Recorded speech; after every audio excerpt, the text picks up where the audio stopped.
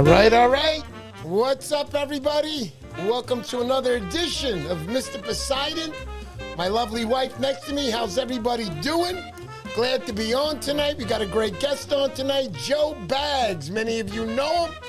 Guy's been around for a while, fishing from the shore, fishing from the boat. Gonna speak to him tonight a little bit.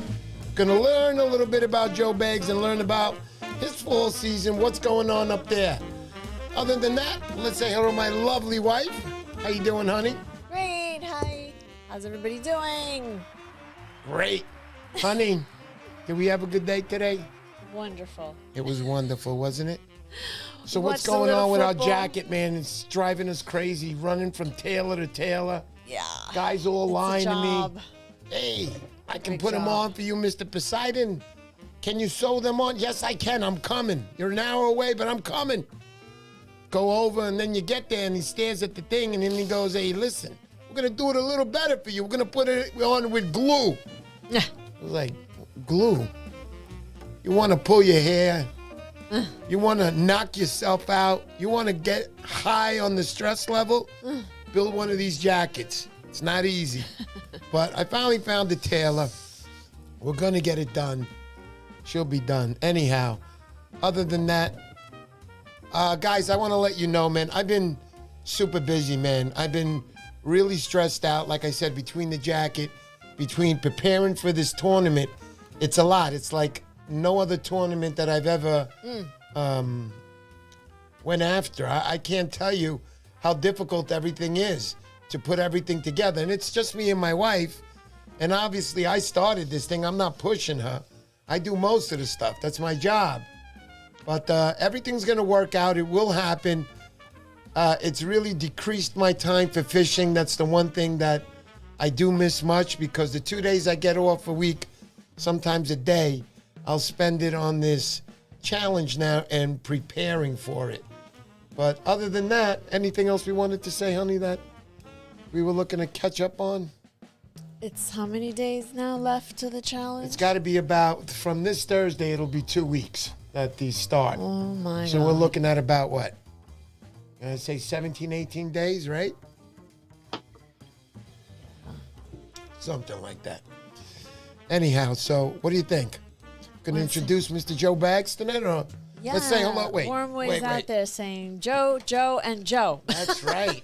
Let's say hello to everybody for a quick second, and then we'll run over to Joe. If you got that big screen off, and put that Here. chat on this side. There you go. Go ahead. Come on. Move. Stop. It's doesn't want to move. Stop. Why? What happened? I don't know. All right. Okay. So let's say hello to some people here. Okay, stop. Wayne Bishop Outdoors. Najabo Angler Azuro. Wormway, what's up, brother? What do we got here?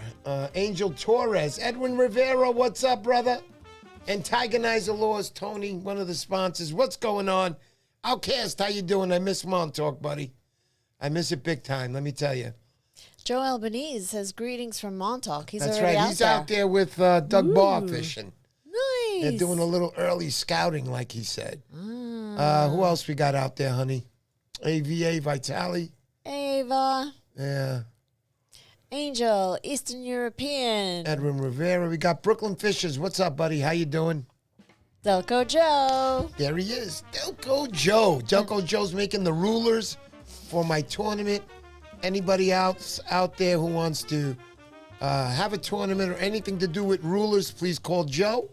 He makes them personally himself, and good stuff. You can put all your sponsors up on there and whatever title of your challenge or tournament might be. Really Oscar good stuff. Valdez. Hi, Oscar. Oscar, what's going on? Nick Outdoors. Hi, How you doing, Mom. buddy? Kevin Carlos Orr. P. There he is. Turtle Cove Tackle.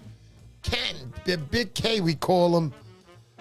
He's another sponsor to the challenge. Thank you for that. Much There's appreciated. Chris. Oh, man, Oh, Oscar man. Valdez. Thank you so much for that, buddy. So generous. We appreciate that. Chris Bloth. What's up, buddy? I found a tailor, Chris. It's been crazy, but I got one, man. Finally. All right.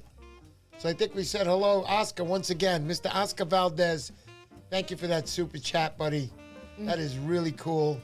We appreciate that. All the help we can get is always the best. It'll help us.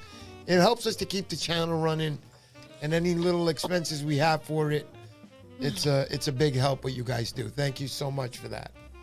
All right, you ready, honey? We're going to take on Joe now or what?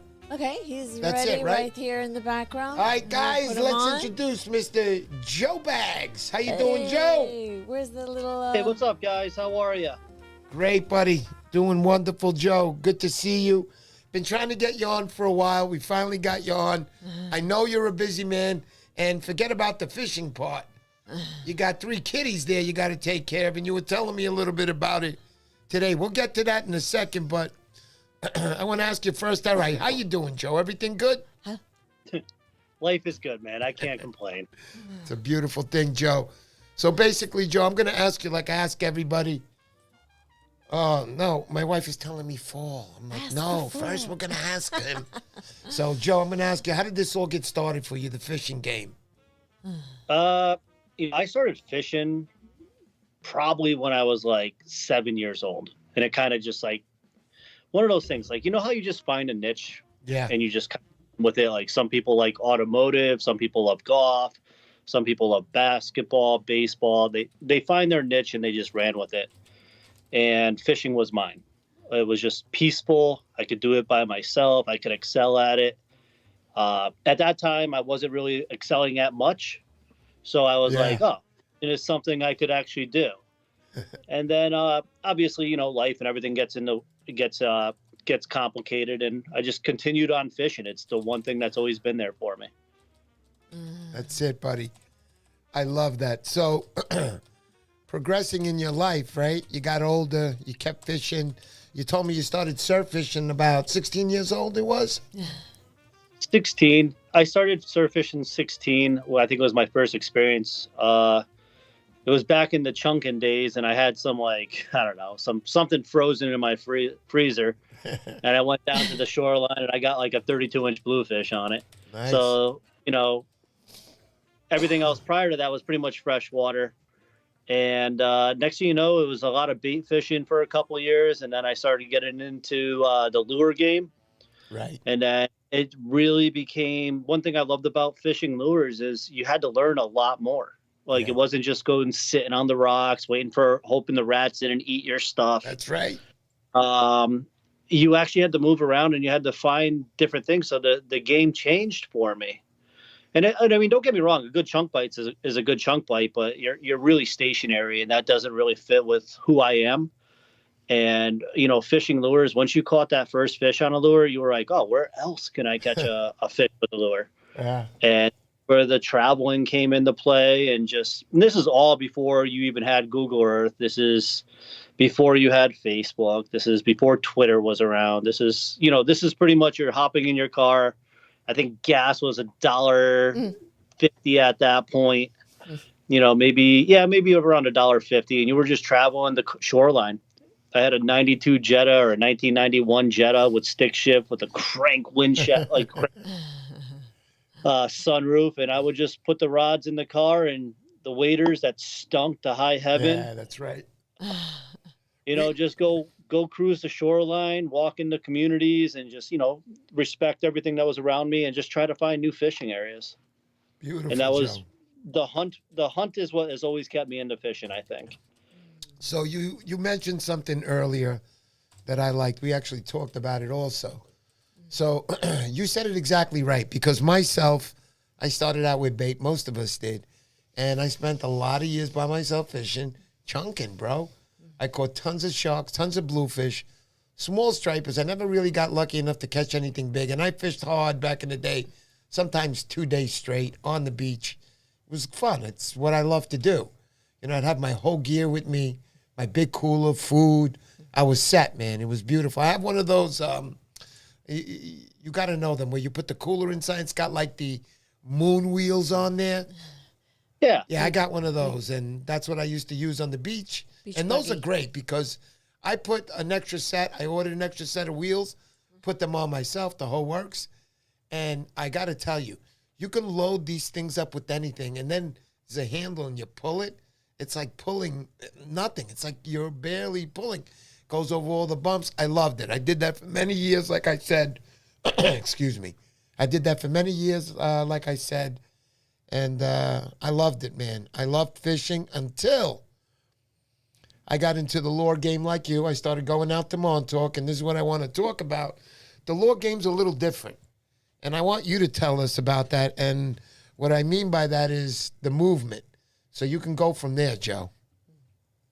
Yeah, so like I said, it started with bait and then it went to the lures. And, I think back then they had it was like a bomber style lure. It was like the blue and silver, but it wasn't the long A series and it wasn't the broken back series. It was the version prior to those. Okay. And I had my family had rented a place in Rhode Island in the South County area. And with the lures, it was really nice because you had the beach there. You had a lot of the inlets or breachways, however you want to pronounce them. And I was probably 17 or 18 at this point, and I would just walk down a mile to get to the beach or whatever not, and just start casting. And then next thing you know, you'd go to the local tackle shops. You'd be like, I didn't catch anything. And, if you got a good guy behind the counter, like a lot of these shops provide, they're going to provide you with a lot of intel. So they told me to, try the changing of the tides, as soon as this tide starts coming in, try a lot of the edges and the corners, where you're going to see an eddy. And once you got one little bit of information and it stuck, it's like a conversation, right? Right. You're listening to somebody, you're going to pick up 10% of what you're listening to. Well, if you could pick up 10% about what some of the people around you are saying and apply it and it's correct, you can actually apply that information pretty much anywhere along the coast. So if you're a river fisherman, I think you have a competitive advantage fishing inlets and the ocean because you're used to fishing the eddies, you're used to fishing the holes and the bowls. So, and that's where lures really came into play for me. I'm a big time jig fisherman. I mean, don't get me wrong. I like to throw a minnow plug, a darter, a needlefish when it's applicable. But there's something about throwing soft plastic or a bucktail and just getting that thump. And the thump you could tell if it's a good thump or if it's a bad thump. And you're just you set the hook and next thing you know, you're tight to a freight train.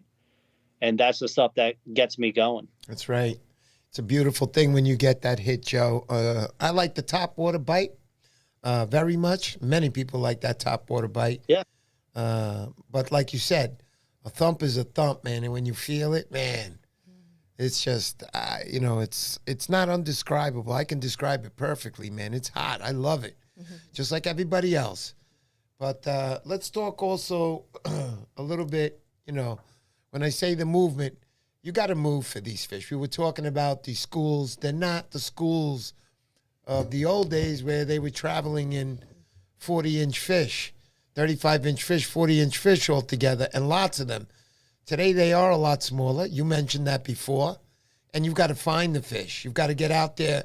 You've got to hunt it. There's one thing about me. I've never said I was the best fisherman, but as far as grinding, I'll grind with the best of anybody, and I'll stay out there a long, long time hunting the fish down, going to many, many spots. Joe, tell me about some of your recollection about moving, maybe not getting anything, moving all day, maybe landing something later on. Why? Tell me. So, like we were talking about earlier, especially if you're a surfcaster, I think I had touched about the closest I ever lived to the water was about 50 minutes away. So I had a 50-minute drive to figure out a plan. And I still do a lot of my thinking on my 50-minute drive today. So one thing I learned early on is if you just stick to one spot, the fish aren't going to be there. It's not like the early 2000s where you could pretty much go anywhere and land fish from 32 to 45, 48 inches. The fish schools are a lot smaller. The class of fish is a lot smaller.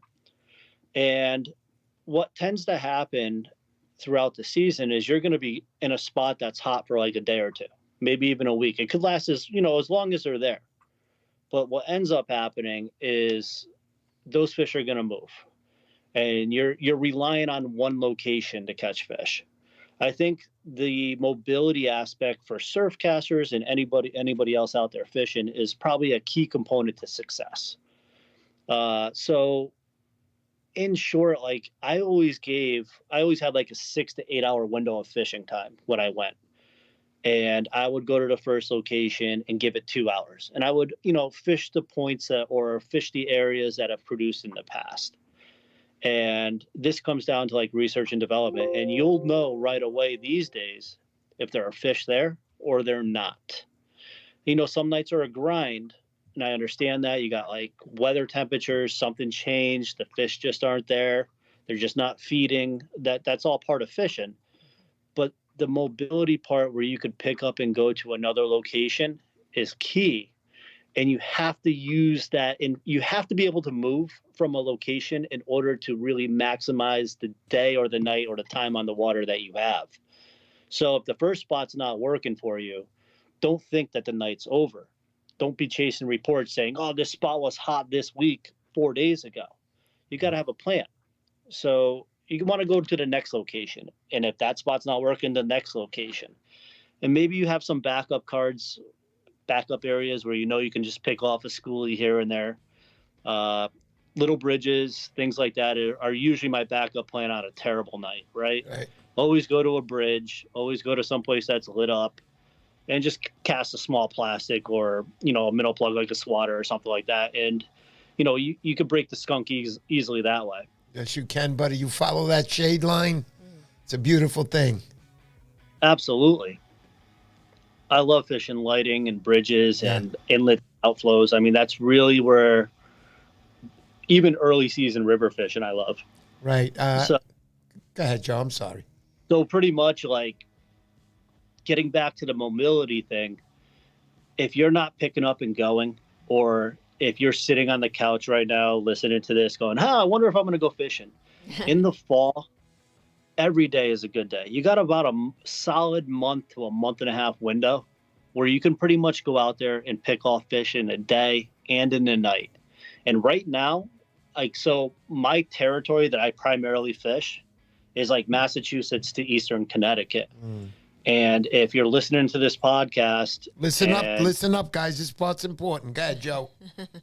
If you're listening to this podcast and you're over here and you're like, I don't know if I'm going to go fishing, I haven't seen that much on the internet, or you see a couple bad reports, they're lying to you, or you're looking for an excuse not to go. I'm telling you right now, there are tons of bass, tons of bonito. The albies are scarce, but there's tons of fish in between. And that's from Massachusetts to Connecticut. I've also been hearing a lot of reports starting to come in from Long Island into New York. They're scarce now, but their fish are starting to move. So if you're going to be on the internet looking for these reports and people to post, I haven't seen many. And I follow the internet very closely. I am telling you, as an avid angler, as somebody that's out there often, now is the time to put together a plan, go visit your tackle shops, get the gear you need, grab a buddy or two, or if you're like me, go solo. Because when you go solo, there's no excuses for people to want to go home. You just fish. So that's right, there's tons of fish out there. You guys need to go out. You need to go to the shops. You need to listen to them. And most importantly, put together a great fall run for you so you get back into it in the spring. Definitely. No doubt, Joe. Very nicely said. Love it. Also, I want to say thank you to Angel Torres. Thanks for your donation, man. We appreciate it. You help us out, and you help the channel keep going, man. It helps us out. Any little bit always helps us out. And how does it help us out? You guys are pretty much going to pay for first prize this year at the show. That's an 18-month savings. If you have any ideas about starting a YouTube channel, and you hear me talk about $5,000 like that, let me explain something to you. If you feel like it's worth quitting your job and making $5,000 every 18 months, do it. Let's do it. That's you, man. For me, I got to work a regular job, and every penny I ever got on this channel, any donation I ever got on this channel, it'll be all incorporated into first place. We got about, we were down about $400 last week. You guys came through big time last week, made some big donations. Problem is that YouTube always takes a third. That's the way it goes. You know, if you want to get things where you want to donate it to like a Venmo or something, we don't do that because the odds game, we read up everything, all analytics. It's not worth it. You guys got to get off. You got to make no. Just do the super chat. We get our 2/3. They take taxes from us, obviously, but we're almost there. We're about $100 short right now. We got about 2 more weeks worth of shows. I'm pretty sure we're going to make it by then. And and even if we don't, you know, I'm going to put in the money for it. But I'd rather see you guys do it.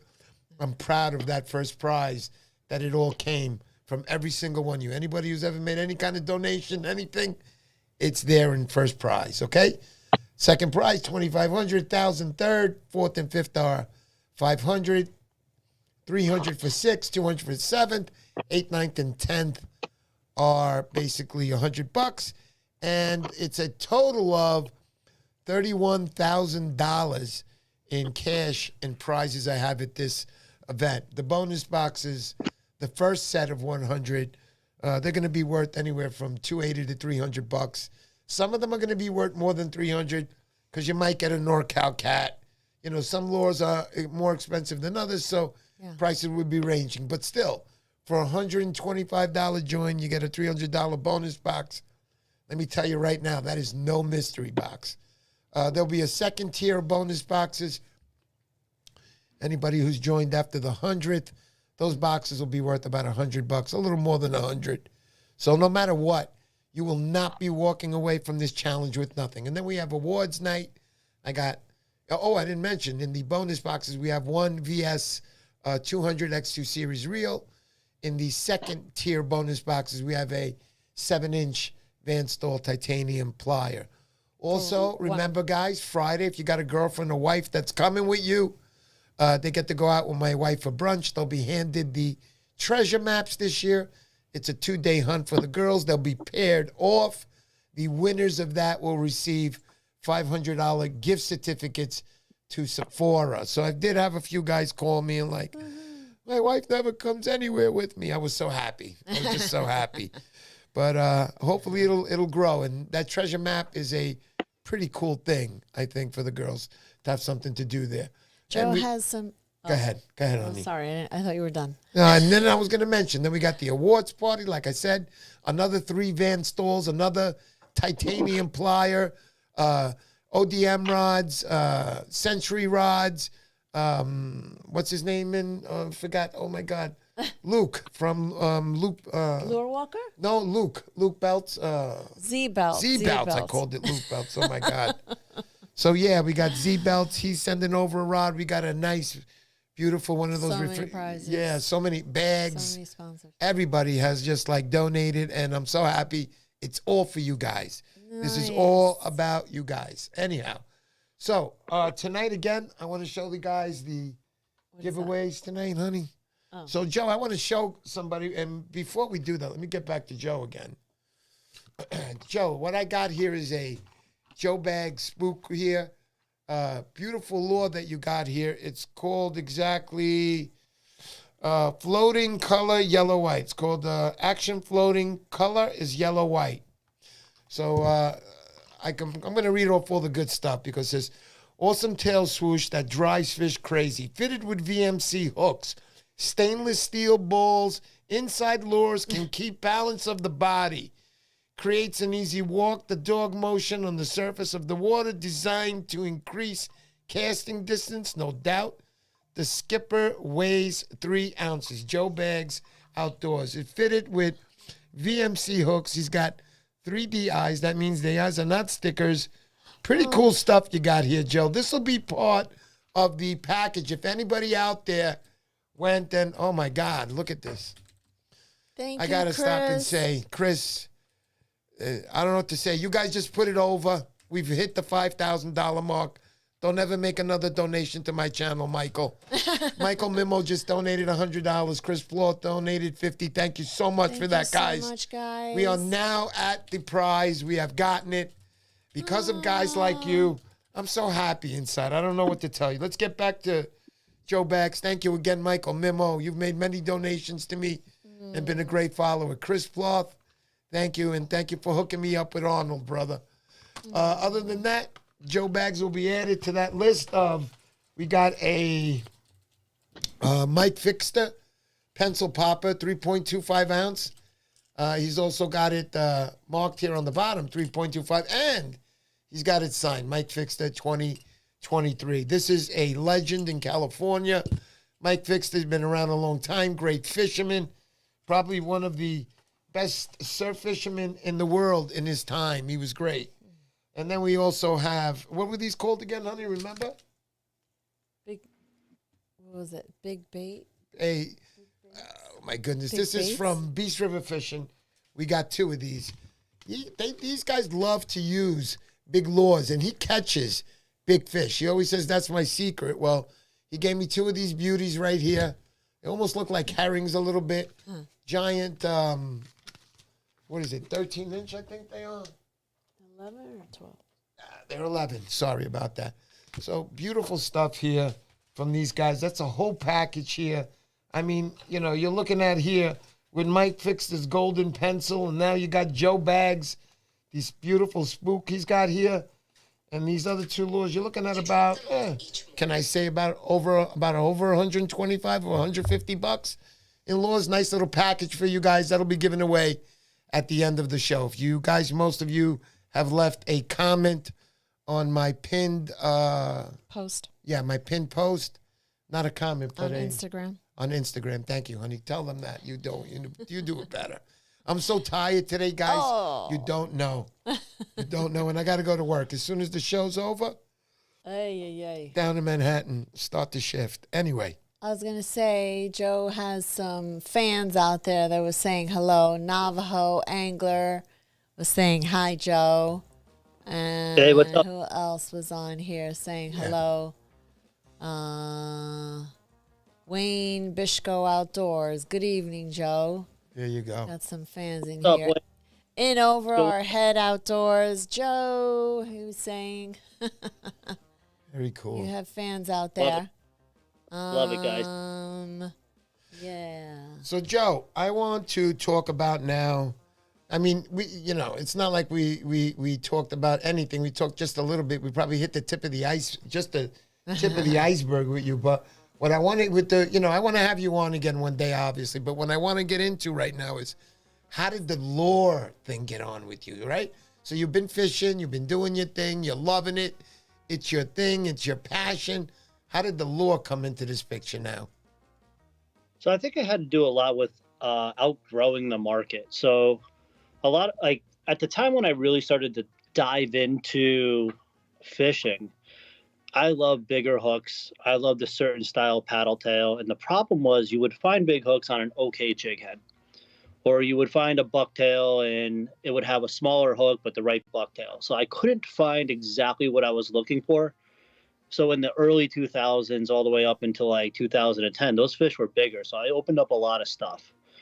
And not to say it doesn't still happen today. It's just, I was looking for something that fit my style of fishing. I felt like I had relied so much on the industry from like other people importing or creating their own stuff. And I just had a couple of ideas. I said, this is this 50-minute ride every day. I'm just constantly thinking, and this is the old school hustle Joe Baggs coming out. Like, how do I make $20, And I just always had these ideas that were like, fermenting inside my brain. But unfortunately, I just did not have a career path or stabilization to apply any money to it. So I eventually had enough time and like a couple $100 to get a custom mold made.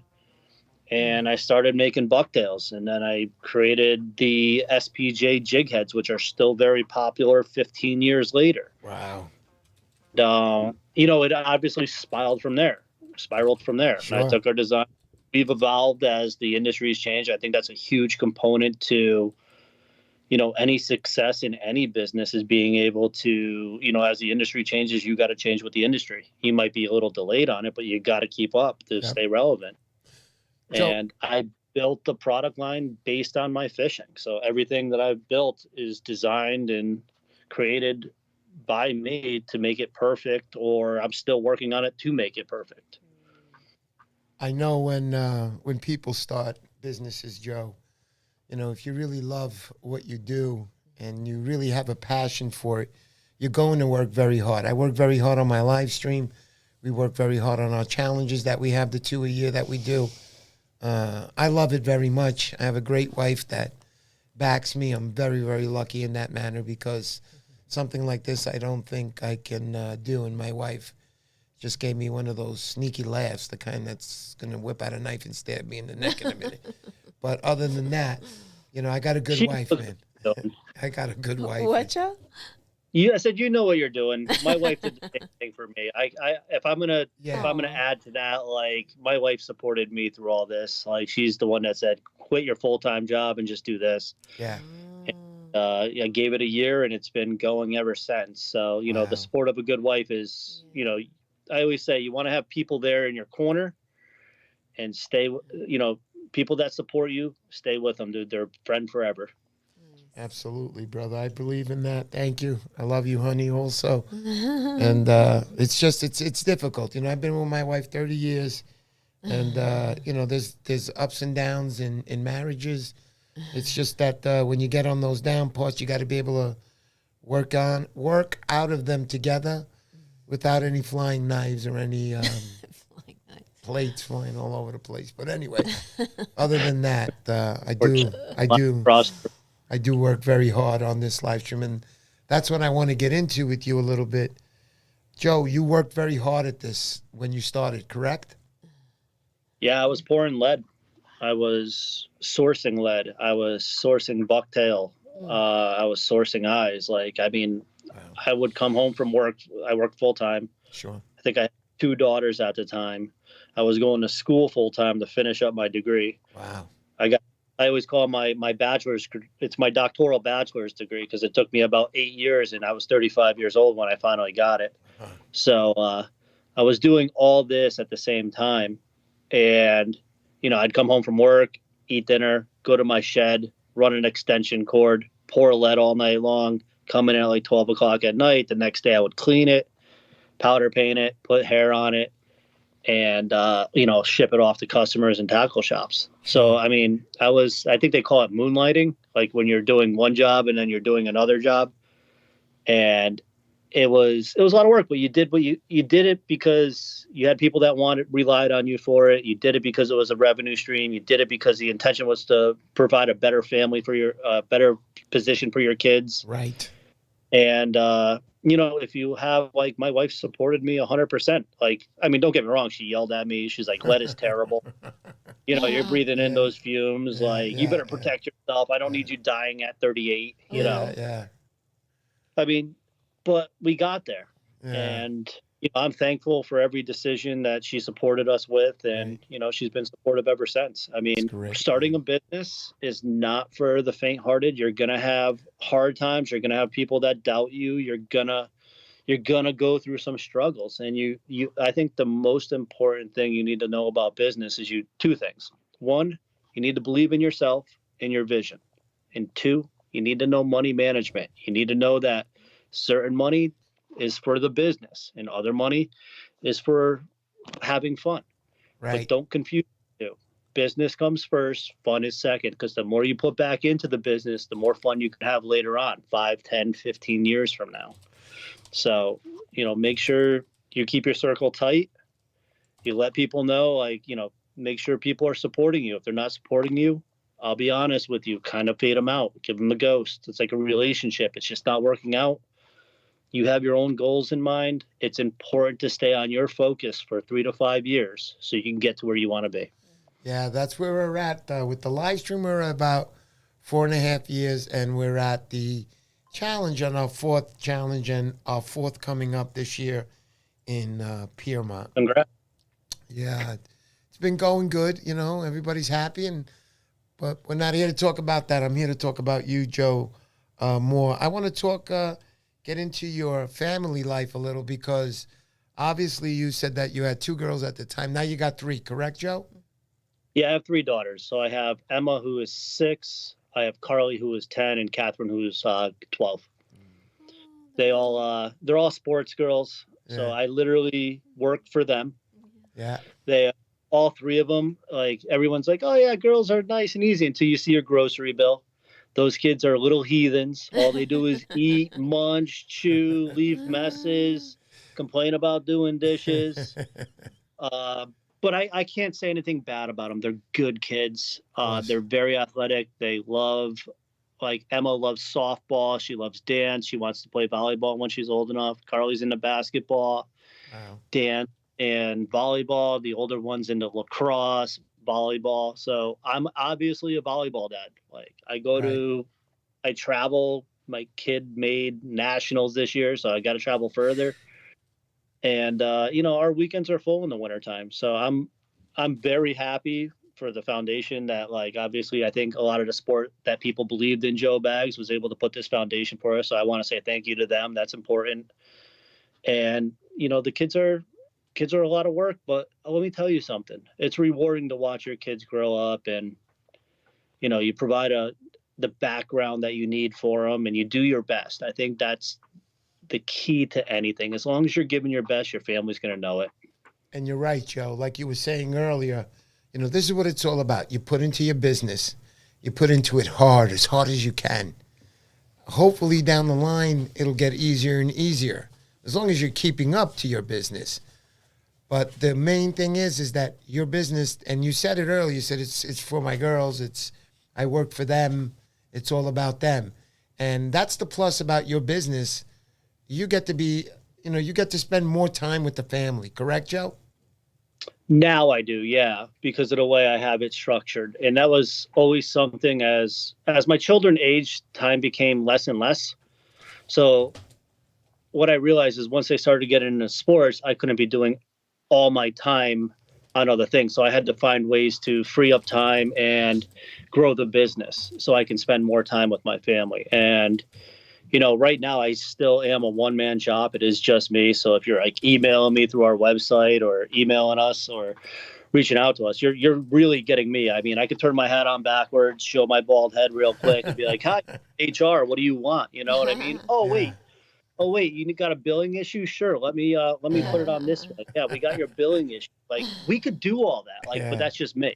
Yeah. And obviously I've grown to be able to manage everything on my own. And I actually love having all the conversations that I have throughout the season with our vendors, with our customers. And I got to say, everyone that supports us, they know that I'm a human being. They know if I make a mistake, they're like, hey, Joe, you messed up here. I'm like, all right, let me fix it. It's really that simple. I don't run into the people are just absolutely wonderful that I deal with. So nice. I can't complain. So this is good. You got guys out here that are responding. Somebody like Ronnie M has said that's a father speaking right there. Very nice, Joe BAGGS. Also, I want to say, go ahead, honey. Was that Joe BAGGS' Miracle Minnow from Wormway? Oh, yeah, he's got the Miracle Minnow. That's one of your... Yeah, the Miracle. Yeah, there you go. I was going to say, Joe, I want to talk just a little bit more on the fall season. I'd like to know, I know, you said where you're fishing, from Connecticut all the way up to Massachusetts. So I'd like to know some of the, when you're surf fishing, what is some of your favorite gear, or what's your favorite gear you like to go out with? Yeah, so when I'm surf fishing, I'm pretty much bringing my 10-foot Lama glass. I think it's rated 1 to 4 ounce it's rated 2 to 6 ounce. Right. And forgive me, I don't actually know the names of the rods offhand. Okay. But it's I know it's a Lama glass. I also have and I pair that with a 250 Van Stahl. I do when it comes to surf fishing, nothing beats a Van Stahl. Mm. Yeah, no doubt. It just takes the splash, takes the swim, it takes the salt. Everything. Yeah, you really can't beat it the best thing about a Van Stahl is if you go to sell it, it's an asset. Yeah, it is. It only depreciates so much. You can still get money back. It's amazing, isn't it? I mean, they really are a great reel. Wow. Number one being the sealed reel. It's a beautiful thing. And like you said, you can dunk it, go swimming with it, leave it out. I mean, don't even rinse it. I didn't rinse mine for 12 years. I'm sorry, Joe. 12 years I didn't rinse it. That's the way I used it every time, and it worked just fine until it finally seized on me. But we can officially say that was my fault. I mean, I really tortured that reel. But I got it repaired. They replaced some parts for me. And she's back out there with me every time. I think I have it here. Thank you, Willie J, for your super sticker. See the part they replaced on me? Oh, yeah. I like it. They couldn't get that off, so they were like, do you mind if we use a black? I'm like, nah, that'll look cool. Do it. So they did it. No, send it back to me. I'm going fishing. I don't care. That's it, Joe. You're right. Absolutely right. So, your setup is mine. Is like I use my Lamiglass 10-foot. I think I got a 2 to 5, the M101, whatever it is. But anyhow, I use that setup all the time, most of the time. I also have my Century rod that I love. That's the Nor'easter. That's the 11-footer. Again, I could pair that up now. I also have a 200 that some of the guys gifted for me. Yeah, that's what Danny D was reminding you, the one they got together and got for you. Ah, there you go. That was Bloodline Fishing Adventures. And the whole bunch of guys. They all got together and they chipped in and hooked me up and you haven't used it? I gave away, like 10 200s X2 series reels on my channel. And I don't own one. I own 2. I own the first series, the X series. And that's why they gifted it to me. So I'm proud to say I have a X2 series reel too. And I love it, man. Van Staal's the best. No doubt about it. You can't go wrong without it. Like Van Staal is, it's a surf reel. 100% it's a surf reel. For the guys, you need it I was going to say for the guys that are listening out there, very important. If you really want to get into the game and you fished it a little and you know it, invest in a Van Staal. That reel will last you forever.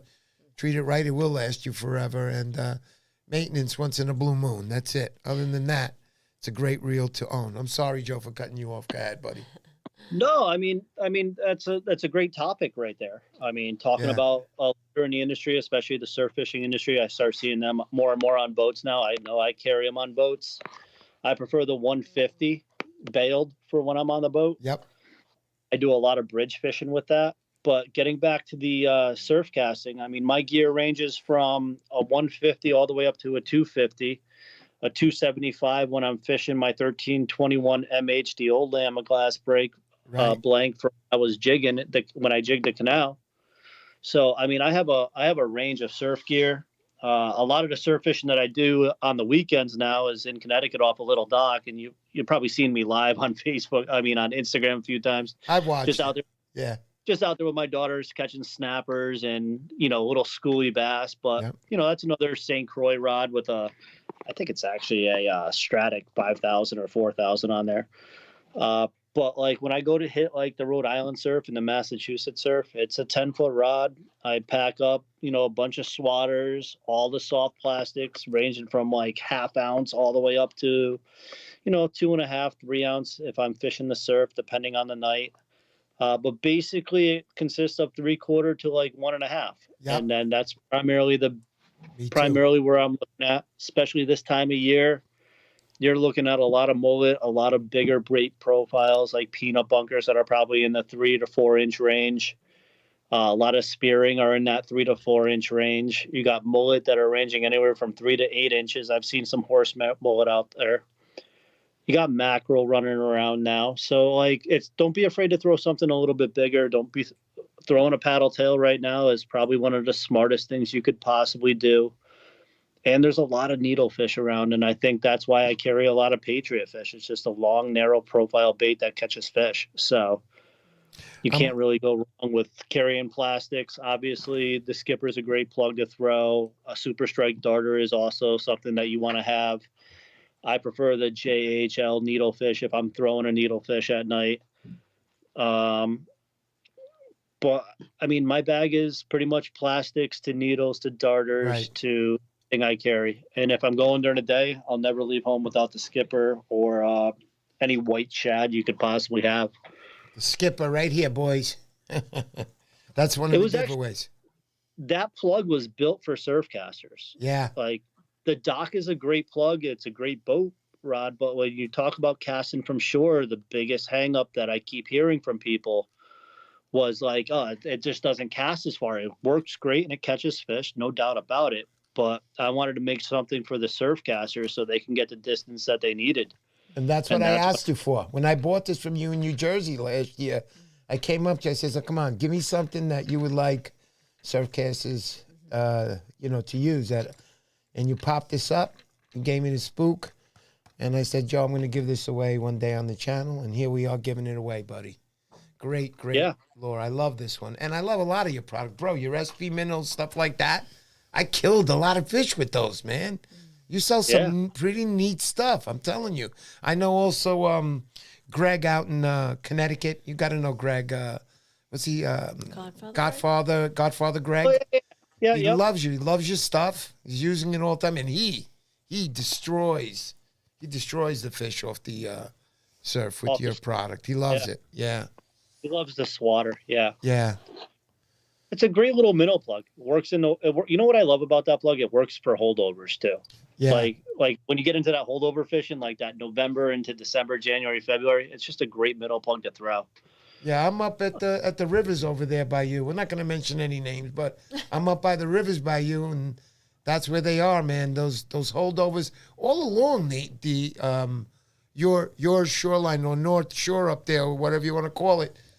You guys got loads of holdovers all over the place. I know also Narragansett, they got holdovers there. I was there catching them with Bruce last year. Just a lot of holdover fish. A lot of people don't know. They just don't know. They stop fishing in November, and that's it. And then they take their 3 months hiatus. Let's be honest. Most people stop fishing as soon as it gets cold out. Yeah, that's true too, Joe. I don't want to say that, but that's a fact. That most people give up when it gets cold. Like if you see somebody past Thanksgiving, I give you respect. Yeah, there you go. Yeah, I'll be fishing in November. I'll be down in Jersey. I'll be fishing there. They got some great fall runs over there. I mean, incredible. Last year it went all the way until the second week of December. You know, people were catching fish consistent. Lots of blitzes. I got onto one. Very lucky. I was on a nor'easter, and there was nobody on the whole freaking beach. And I was there by myself screaming my lungs out, fish after fish. After the 35th fish, I just couldn't do it anymore. I was dead. I was fishing already 36 hours straight. I cried. When I got to my room, I was like, I didn't cry, but I was to the point I could just burst tears out of my eyes because I fished 3 straight days, Joe, and I couldn't catch fish. And then I said, you know what? Fuck it. I'm going to be back in my truck. I went back in my truck. I went right onto Island Beach State Park where I started my journey of looking for fish those next 3 days, and there they were. They were just blitzing all over, and I was looking on the beach, and I'm like, where is everybody? You were the and only it was one. blowing, raining, and it was great. I made a beautiful video on that. And I think the biggest fish I got there was 36-inch. Man, the excitement was unbelievable. I don't think I'll ever have another day like that where I'm fishing alone like that, and it was just fish everywhere on the beach, everywhere. So it just goes to show you put the time in, you went out again, you went against everything that your body was telling you, and you said yes. Yeah, that's it. You gotta have that yes mindset. You got it. All right, what am I gonna do today? I don't know. Am I gonna mow the lawn or am I gonna go fishing? Oh, do you want to all right? You know what I gotta do today? I gotta do some dishes. Like nobody wants to do the dishes. Go fishing. You know what I mean? You're right. Everyone gives themselves excuses on not to go, and the worst thing you could do is say no to yourself to enjoy yourself. Yeah. No doubt about it. But I will tell you one thing: as I get older, I don't know, man. I don't want to say it, but I almost feel like the drive's not there, and sometimes I'm like, oh man. When I was younger, there wasn't a question. My eyes opened. I was like a little monkey. You ever see a little monkey wake up? They open their eyes and then they just start walking around. That was me when I was younger. Open my eyes and just get out there and go fishing. Today it's a little harder, But anyway, other than that, I think the motivation starts by going once. Yeah. Like I could relate to that. Like I think as like November comes around, I'm like, do I really want to go wade out in the cold? And I'm like, I always just say, just go once. Yeah. Catch a. and you'll be right back into it. Like nothing slows you down once you say yes that first time and you're out there. And even if you don't have a good time, go to lunch by yourself, grab a beer, grab a soda, just chill and watch a game by yourself. That's all. If the fish aren't there, go enjoy yourself. Yeah. You've already had hours dedicated to you. That's it, buddy. And then the next day you start all over again, right, Joe? I just get back to work, and then I get everything done, and I'm like, all right, when's my next fishing day? I look at Windy. I take a look at the app. I go, all right, am I surf fishing or am I boating today? I'm boating, I'm fishing, I'm surf fishing. And I just go. That's it, buddy. And then because I'm back by 4 o'clock to bring my kids to like all the little things they got to go do every day. Yeah. Because it is nonstop when you have 3 daughters that are in sports. It's just nonstop. And it's a good thing. It's a good thing that you say that. You makes you a good father, brother. You can only, I'm just trying to do my best. That's it. But you just got to, and that's important. You got to have time for yourself to enjoy. Yeah. You know, like my wife went out last night. Yeah. And she's like, hey, Joe, I'm going out with my friends. I'm like, all right, see you later. Yeah. Because you know, many times I'm like, hey, the fishing's good. I got to go. She's like, all right, see you later. Like, just got to just say, bye. All right, I got the kids. No problem. Yeah, they know how to that's feed. Nice. You know, they're not going to die on my watch. That's it, Joe. That's it. Guys, we're here tonight. Mr. Poseidon, let's talk fishing. We're here with Joe BAGGS. You guys know Joe BAGGS. I don't have to tell you who he is. Everybody uses Joe BAGGS products. Good products. He's on my show. We're talking to him. And also, we're going to be doing those giveaways. Give us about 5 more minutes. I'll get those out to you guys. And we'll run that wheel and we'll announce the winner. I'm sorry I'm so tired tonight, guys. I'm trying very hard. I really am tired. I worked a double this weekend at work. That's 16 hours. And then I come home. You know, I sleep the 6 hours, get up, back into work last night. Had a rough night last night at work. It wasn't an easy night. At least that's what I tell all of you, so you know that I work real hard.